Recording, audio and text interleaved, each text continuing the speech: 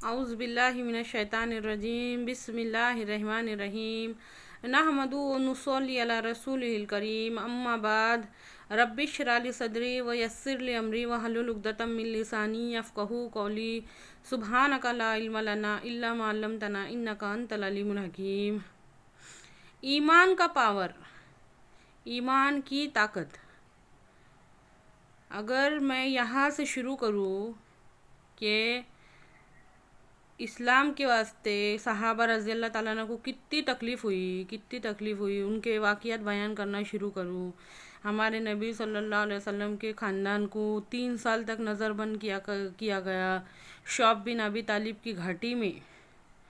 نہ وہ کسی سے مل سکتے، نہ ان سے کوئی مل سکتا۔ بھوکے پیاسے انہوں نے کیا تکلیفیں برداشت کی۔ ان کے بچوں کو سکے چمڑے کو ایسا پانی میں ابال کے وہ پانی ان کے منہ میں ٹپکاتے تھے۔ ان کو بھوک مٹانے کے واسطے کچھ نہیں تھا وہ گھاٹی میں۔ ان کی بچے روتے، عورتیں روتی، خود وہ روتے۔ 3 سال ان کے اوپر بہت بھاری گزرے۔ حضرت سمیہ رضی اللہ تعالیٰ عنہ کی تکلیفیں، ان کے پورے خاندان کی، یاسر رضی اللہ عنہ کے پورے خاندان کے واقعات، حضرت حمزہ کے واقعات، یہ سب اگر میں بتانا شروع کروں نا تو آج ہمارے ایمان میں اتنی طاقت نہیں ہے۔ سوچ کے دیکھو، ان واقعات پہ غور کر کے دیکھو، اتنی طاقت نہیں ہے۔ یہ سب باتیں ہم کو اپنے آپ پر ظلم لگیں گے کہ یہ بھی کرنا پڑے گا۔ اسلام کے واسطے صحابہ رضی اللہ عنہ نے، صحابیہ رضی اللہ عنہ نے بہت تکلیفیں اٹھائی۔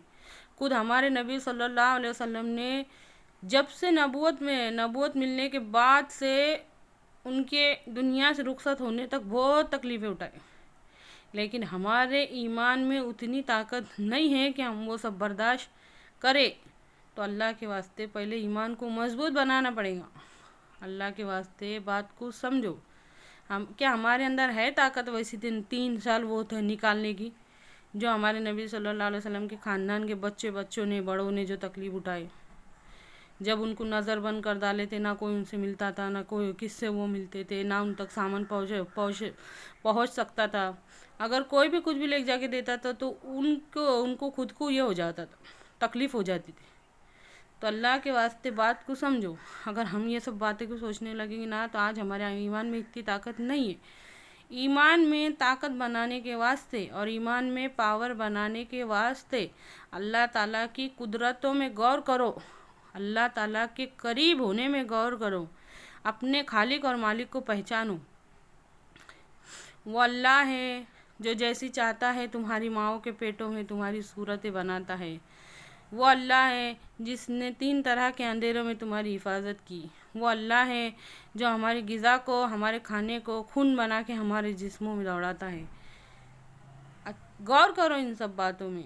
سورہ یاسین میں اللہ تعالیٰ فرماتے ہیں، کیا انسان نے نہیں دیکھا کہ ہم نے اس کو حقیر پانی سے پیدا کیا، اور پھر جب وہ بڑا ہو گیا تو ہمارے بارے میں تڑاک پڑاک جھگڑنے لگا اور مثالیں بیان کرنے لگا اور کہنے لگا کہ جب ہڈیاں بوسیدہ ہو جائیں گی تو اس کو کون زندہ کرے گا؟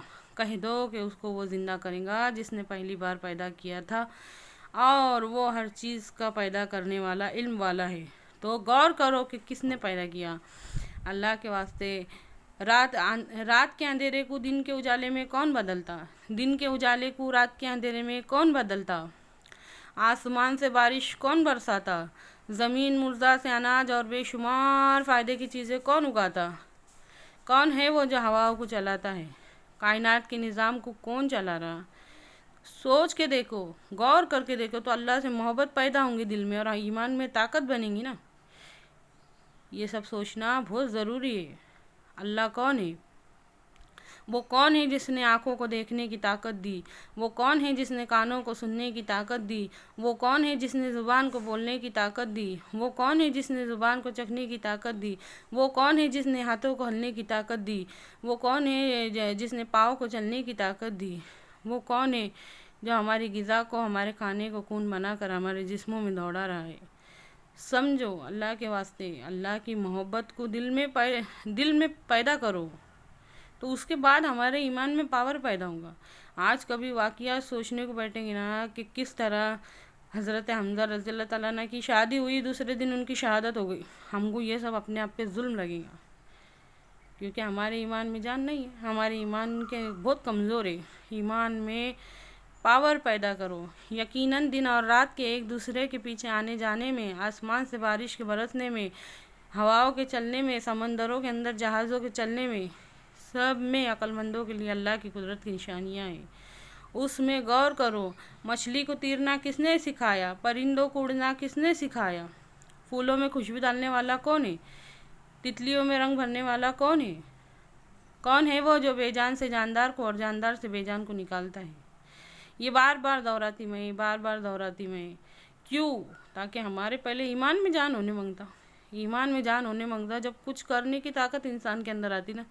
ہمارا تو ایمان بہت کمزور ہے۔ اللہ کے واسطے غور کرو، اللہ کے واسطے اپنے وقت کو ان باتوں میں لگاؤ، وقت کو جب تک وقت ہے جب تک ان باتوں میں لگاؤ۔